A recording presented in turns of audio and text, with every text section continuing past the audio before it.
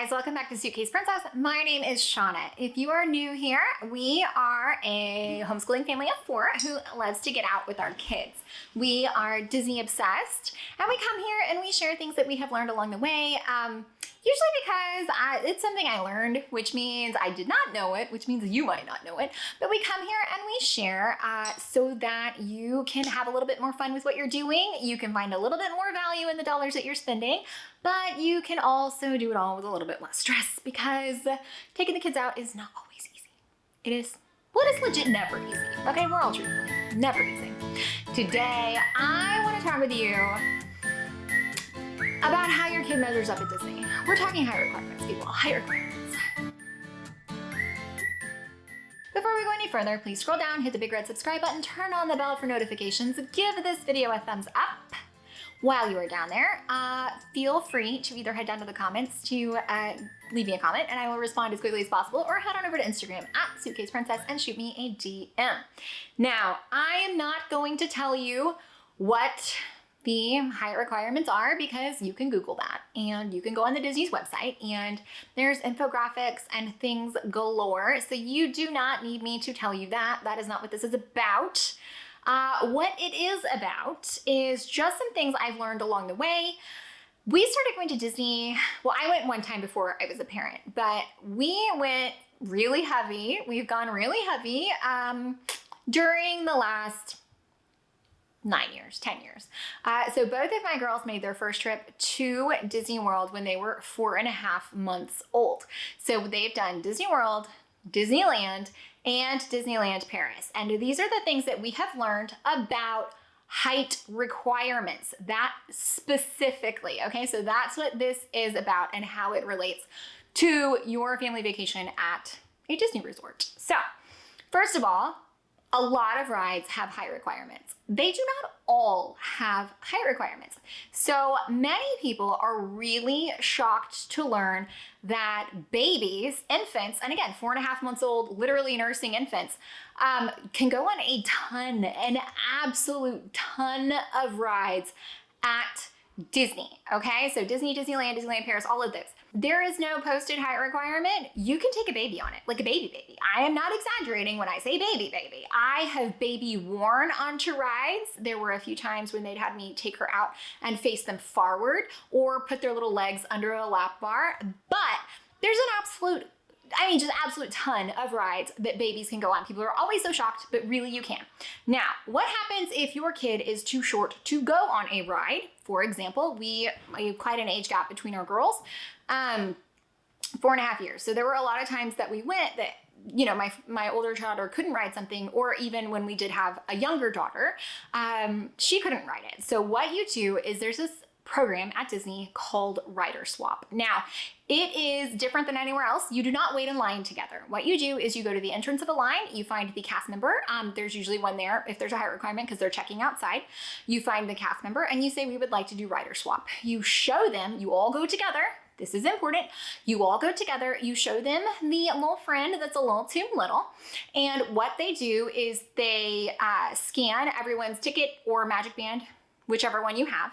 And what they'll do is your first party is going through, whether you have lightning lanes or regular standby line, goes through the line. So that is the first adult who's going to ride and the person, I think you can take I think it's 2 or 3 other people with you. So whoever's gonna ride first goes through the line however they're going to go through. Now, what happens is when they come off of the ride, you meet outside of the ride and you give them the first party, party A, you give them the person who's too short to ride. So you give them and then you go back to the entrance and you let them know that you had Rider Swap and they scan your ticket or Magic Band and they let you go through the lightning lane line so that you don't also have to wait again, which is amazing. So that is Rider Swap. Now, if you're using it in conjunction with lightning lanes or individual lightning lanes, everyone, including Party B, the second group that goes through, has to have that or they're not gonna let you through. So everybody does have to pay for it. Now, that's how it works all the time. So if you're going through a lightning lane, everybody who is going into that line Has to have it. For some reason, people think that like grown-ups can use it on the big rides and then they'll just go with their kids through like Meet the Mickey. That's not how it works. You're going in the line, everybody needs it. No exceptions, okay? So you're going through the line, everybody needs it. Now, some places, we had this happen with us at Legoland, they will actually measure you at the front of the park and give you a wristband. Disney does not do that. Look at me. Disney does not do that. One more time, for those in the back, Disney does not do that. They will measure you at the line entrance where you're officially into the queue, and then frequently they will measure you a second or third time. Let me tell you a little story about one time this bit us on the hiney and it super sucked. So when Flights of Passage first opened, we were there soft opening day. We measured at the bottom. My daughter was spot on 44 inches. Spot on 44 inches. This is where it gets hinky. We're gonna circle back to this in a minute. So she's spot on 44 inches. We measure at the bottom. We get all the way to the top. They measure her again and they say, no, I'm so sorry, she's too short.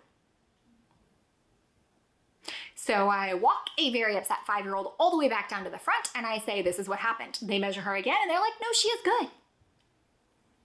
So then the manager who's down there was like, I measured her myself. Let's go back up. We go back up and they put us on the ride. But it then happened again, because we had rider swapped when my husband took her back. And so he measured at the bottom and they're like, it's good. He's like, can you go with us or radio up there to let them know, because this is the issue we had. And it all got taken care of and it was totally fine. So all that to tell you, if your kid is smack dab on the line, okay, you measure them at the doctor, you measure them whatever. If they're smack dab on the line, do not give them the impression that they can ride it, okay? What you need to do, just to avoid tears, upset children, crying, all of those things, is let them know that it is a maybe, or even a no. Tell them it's a maybe, tell them it's a no. Take them to the ride, you can measure right up front, or you can take them to a different ride, maybe that's a little less desirable for them, to measure them there if it has the same height requirements. Go ahead, measure them. If they reach, then they can go on and it's great and we all celebrate. If they don't, it will mitigate some of that meltdown, just a little. Now, the way that they measure is that it's got like a little L frame thing. It comes up and goes across. They have to be able to either not stand under it because they're so tall, or when they stand up straight, it has to touch their head. And if they can get a piece of paper through there, it's not working. Now, all of that to say, I am by no means, absolutely not even a little, not even at all, saying that you should cheat the system. But I can tell you some things that will give you greater success based on our experience. We recently went to Disneyland. We had 2 days in Disney's California Adventure. The first of those days was our travel day. So we didn't get into the park until like around noon. And then by the time we made it over to Incredicoaster, which is the only ride in both Disneyland parks, Disneyland and Disney's California Adventure, that my daughter possibly couldn't ride because she's spot on 48 inches. Spot on 48 inches. Now, this is not the first time this has happened with this child, because this also happened when Slinky Dog opened and she was just right there.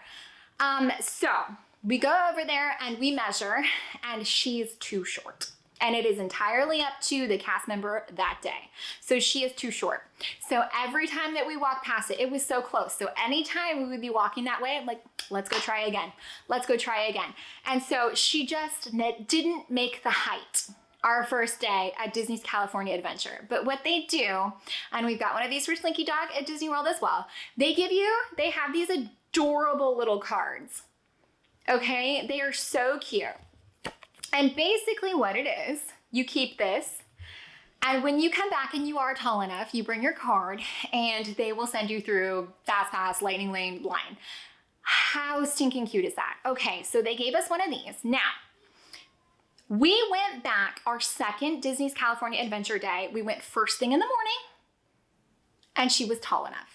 There was no question about it. She was tall enough. So this brings me, and we rode it 2 times in a row, did the whole loop. Oh, holy smokes. She loved it. We have a little roller coaster junkie right there. The only thing she hates, up and down. Tower of Terror, nope, still hates that. Things that you can do to help your child be tall enough. First of all, teach them how to stand up straight. And I'm talking really straight from the toes to the top of the head. Teach them how to have good posture. That helps a lot. Something else that helps a lot is don't do this. You're actually shorter. You want to pull straight from the top of your head as tall as you can. Something else that helps, again, I told you guys, it's an L frame, so it goes up and goes across. If they put their back up to that, it helps them get tall enough, okay? Because it helps them stretch a little bit more. Something else that helps is first put your arms up and then put your arms down. You actually get a little bit taller. Something else that helps, go first thing in the day, because as you walk, as you're going, you really do get a little bit shorter, which could be the difference between getting on the ride the first day you're there or getting on the ride the next time you come back first thing in the morning. Something else that we do, don't try to pile their hair on top of their head. That's cheating. Don't do that. And it's for safety. Really don't cheat. Really don't do that. Something that we do is socks and tennis shoes. Socks and tennis shoes are going to give you a little bit more of a consistent height than like flip-flops or something like that. Socks and tennis shoes. And cast members have been known to ask you to take your shoes off if they think you're like stuffing their shoes and things like that. So don't do that. It's not safe. But all of these things, all of these tips can help you if you're just right on the line. Right on that line of maybe being a little too short. But that has been our experience with having children measure up at Disney. Do they? Don't they? Are they tall enough? Aren't they? It's really tricky and it's a really hard thing to judge. But what you do need to do is to remember that that cast member is in charge. They are the gatekeeper. They will not let you into that line if it isn't safe. And they will likely check you multiple times. If you walk in carrying a kid who looks like they're on the verge, they're going to have you put the kid down just to make sure. You really cannot take your child that is too short into the line. Whether or not you're intending to ride it or not, they cannot go past that entrance to the queue. And that is why rider swap works the way it does. Okay? One last thing that I totally forgot to share that I know that I wanted to share is my youngest is actually really tall for her age. So heights at Disney, even when she was under 3 and didn't require a ticket, I would get concerned that they would question her age because she was just so tall. She was so tall. So one of the things that I would worry about was that they would question her age and make me buy a ticket. But I just want to tell you that never happened. So they understand that even 2-year-olds can be tall enough to actually meet some height requirements for some bigger rides. So that was my experience.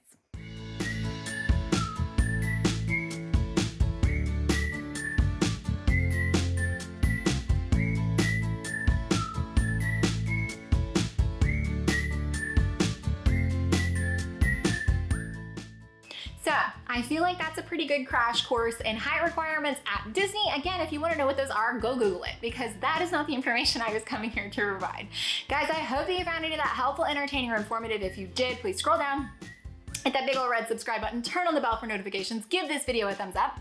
While you're down there, shoot me a comment or head on over to Instagram at Suitcase Princess and shoot me a DM.